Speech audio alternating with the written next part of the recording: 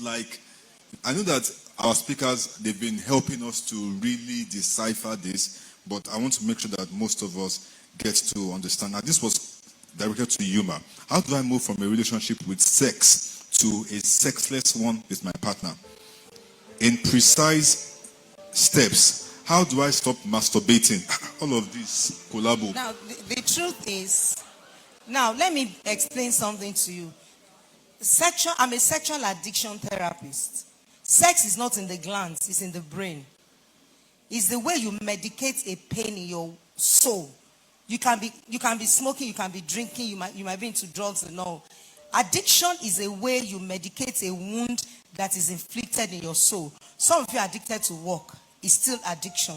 Now, the issue of sexual promiscuity has to do with emotional wounds.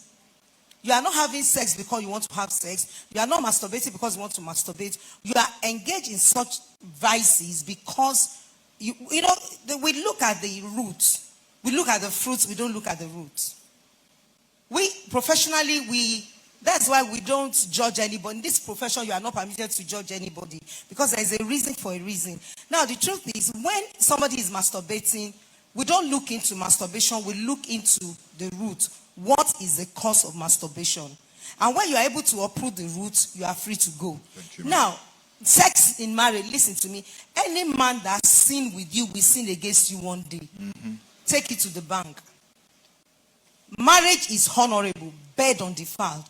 Warmongers and adulterers, God will judge. If the devil is fighting you, Satan is fighting you, can fight those ones. But if God is fighting you, you're on your own. So, boundaries, healthy boundaries. You will communicate, but you cannot communicate, you cannot set boundaries if you are struggling with your emotions. That's my school of thought. So for this man now, okay, should he stop and go and find someone that he's not sleeping with?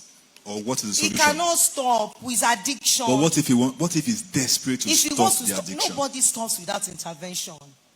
You need help, you need therapy, you need to talk to someone.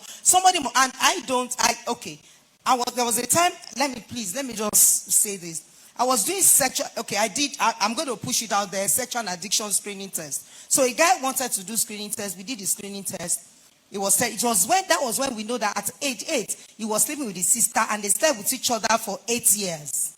Before, whatever. Now, the truth is, when I was done with him, I was in therapy with him, I said, no, this is not normal. You know what I did? The picture just came to my mind. When you have a patient in the hospital, and you notice, when the doctors come for ward round, they will look at the patient and say, something is wrong here. Oh, yeah, be on the ward. Go and do extra tests. So he now did personality assessment tests. That was when we were able to discover the real root of his problem.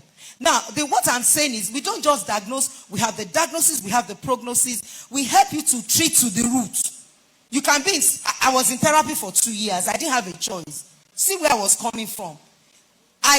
You have to sit down to deal with those things, or else you are living on the borrowed time. Listen, when a man is saying, I want to leave sexual perversion, it is tough without accountability. Mm-hmm. Jesus said it.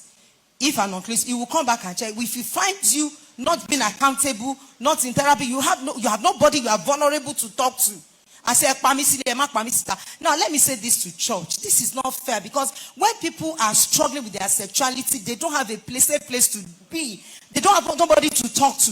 That's why I do leadership training. Let's train people. And the people I'm training, listen, I'm not training people that are sane. I'm training people that have a struggle, who wants to be healed, so they become a wounded healer. Thank you. Wow.